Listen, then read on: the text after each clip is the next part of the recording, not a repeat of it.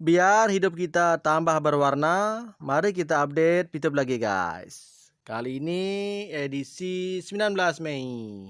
Seperti apa kehebohan dan luar biasaannya? Langsung saja kita kibuli. Check it out. Segmen pertama, jeritan hati VTuber.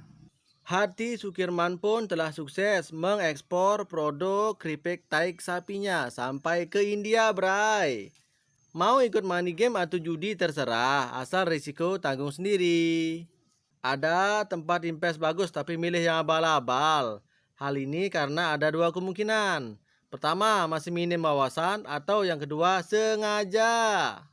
Dan kalau ada yang nawarin investasi yang nggak masuk akal, sebaiknya langsung ikut aja. Kalau mau, nggak perlu ditanyain itu bagus atau enggak. Investasi itu mindsetnya jangka panjang loh ya. Bukan taruh modal sekarang terus bulan depan panen. Itulah kenapa investor beneran nggak bakalan nyentuh investasi nggak jelas seperti itu.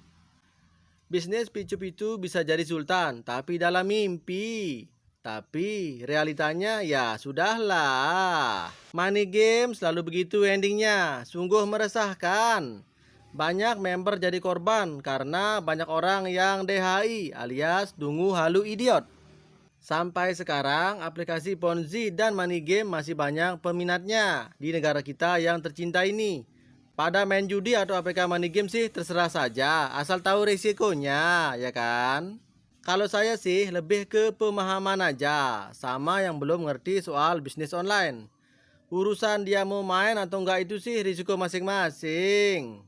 Selain ngasih penjelasan soal skema yang ilegal, terkadang juga ngasih komparasi yang legal. Buat yang ngerasa kena tipu, jadikan buat pelajaran. Dan jangan khawatir, masih ada bisnis online lain yang lebih menjanjikan. Biasa, namanya juga manusia. Kedunguan kadang-kadang melebihi akal sehat, ya toh. Tetap menunggu picup on, karena di picup saya banyak belajar. Pelajaran yang tidak saya dapatkan di bangku sekolah. Salah satu contohnya yaitu cara menghitung awal, tengah, dan akhir bulan secara akurat. Maksudnya mau ikut bebek-bebek dungu yang ada di VCube? Apa gimana itu bro? Yang jelas nggak ada itu. Mana ada bangku sekolah kayak VCube? Entar yang ada jadinya guru kencing berlari dan murid kencing berdiri. Hihihihi. Duitku nyantol $3.000 di VCube. Brengsek tenan. Hikmah positif yang didapat dari bisnis picup antara lain: pertama, kita jadi lebih dewasa. Dua, terukur sudah tingkat kesabaran kita. Tiga, kita jadi paham jenis-jenis bisnis semacam picup atau platform lain. Empat, berpikir 1000 kali untuk join bisnis tipu-tipu lagi. Lima, kita harus bersyukur picup sudah di take down, karena setidaknya tidak semakin banyak makan korban, ya kan? Hikmah yang keenam, bersyukur bisa lebih dekat dengan Sang Pencipta atas kejadian seperti ini. 7. Bersyukur kita belum sempat ikut menikmati atau makan uang riba atau uang haram milik orang lain. Bayangkan saja jika kita sempat ikut menikmatinya. Artinya dosa kita juga semakin besar, ya kan? Ibarat yang kita makan itu adalah darah campur nanah. Ih, ngeri!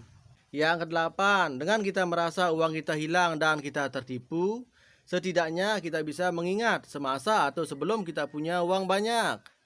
Dalam artian lebih bisa menghargai uang walau jumlahnya sedikit. Dan lebih giat dalam kerja nyata tentunya. 9. Termotivasi untuk meningkatkan sedekah atau berbagi. Mikirnya gini, daripada uang dihamburkan buat investasi ke aplikasi picup, mending buat investasi untuk akhirat, ya toh. Hikmah yang ke-10, kita jadi trauma atau kapok dalam bisnis Ponzi dan akhirnya kita memutuskan untuk berhenti. Setidaknya dengan kejadian ini bisa menguatkan iman kita. Contoh, yang biasanya cuma happy-happy sekarang mau mengingat Tuhan. Yang biasanya sibuk bimbing member sekarang diganti dengan mengaji dan sholawat. Yang sebelumnya habis subuhan nonton iklan sekarang baca Al-Quran. Hikmah selanjutnya, karena Tuhan tahu kita mampu menghadapinya, sehingga ujian itu diberikan kepada kita. Yang pasti nih, meski kita dirugikan di dunia, tapi semoga tidak dirugikan di akhirat, ya kan? So, mari kita rubah bareng-bareng kebiasaan di masa-masa Pitup Jaya dulu dengan kebiasaan-kebiasaan yang lebih baik saat ini. Teruslah berprasangka baik kepada Sang Pencipta. Insya Allah, berjuta hikmah dan hidayah pasti kita dapat. Semoga kasus Picup ini segera terselesaikan, baik secara hukum maupun kesepakatan jalan damai dengan tanggung jawab dari manajemen Picup. Bukan hanya itu guys, ada hikmah tambahan nih. 13. Kita bisa memenjarakan penipu Picup. 14. Kalau nggak bisa dipenjarakan, kita bisa menghajar penipu Picup beramai-ramai di jalanan.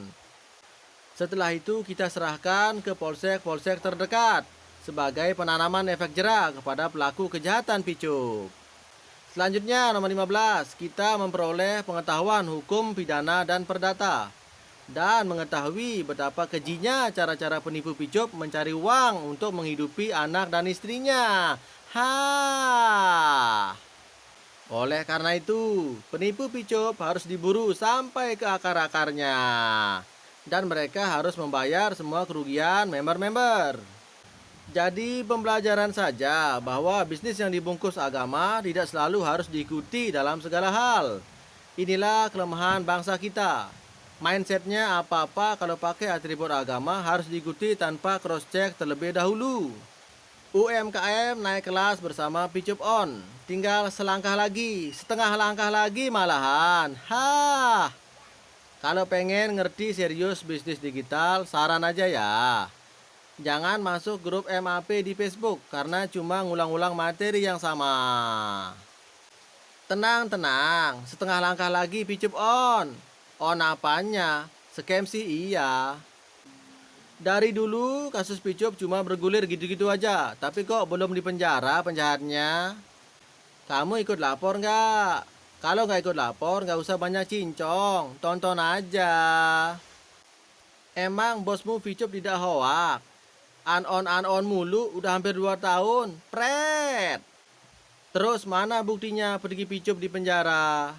Masih proses lah, sama kayak Picup masih on proses. Kalau Anda mau tahu caranya begini, datang saja ke Bareskrim. Pura-pura jadi tukang mulung sampah. Terus kamu tanya bagaimana proses kasus Picup. Pasti kamu tahu deh jawabannya. Jangan lupa sekalian bawa barang bukti apa yang kamu punya ya.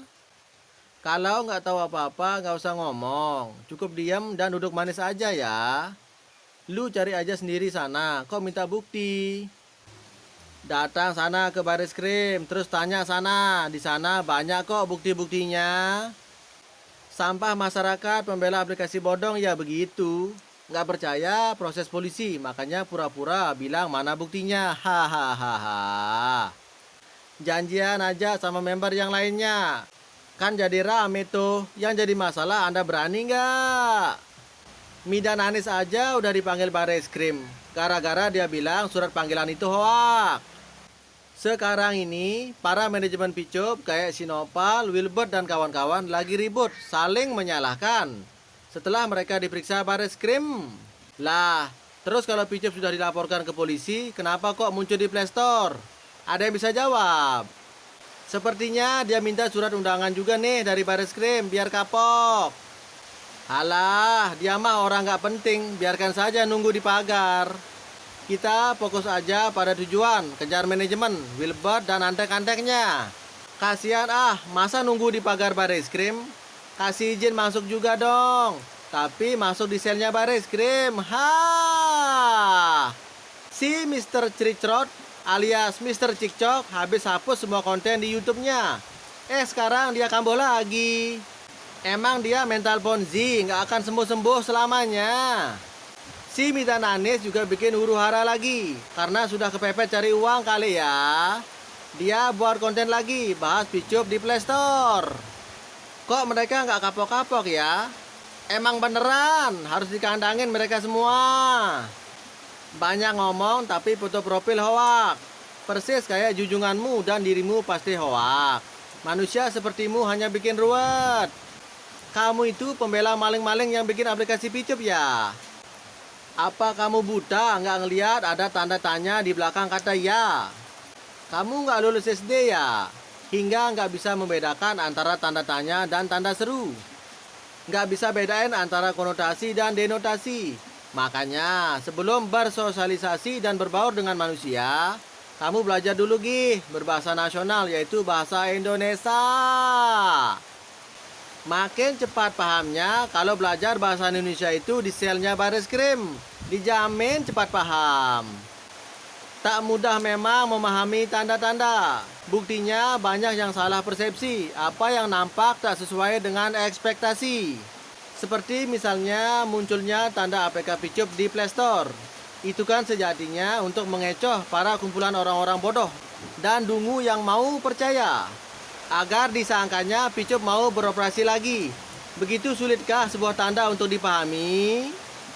Bagi seorang yang otaknya masih nangkring di kepala, tanda Picup ada di Play Store itu adalah sebagai bukti bahwa Picup itu bersandiwara sepanjang masa.